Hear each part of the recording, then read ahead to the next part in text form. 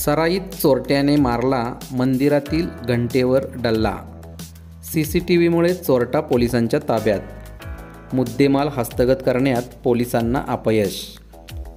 चापळ येथील प्रसिद्ध राम मंदिर परिसरात वेळेची सूचना देणारी पितळेची घंटा चोरट्याने चोरून नेल्याची घटना रविवारी रात्री 7:45 वाजण्याच्या सुमारास घडली।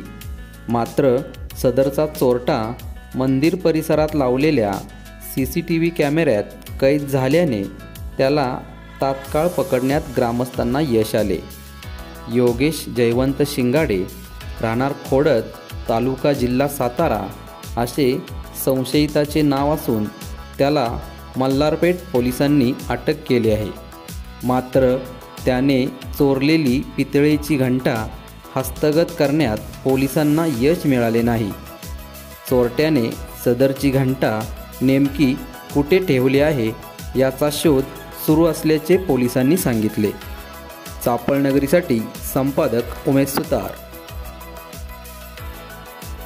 नवनवीन अपडेट पाहण्यासाठी आपल्या चापळ नगरी यूट्यूब चॅनेलला लाईक करा, शेअर करा, सबस्क्राईब करा आणि बेल आयकॉनला क्लिक करा।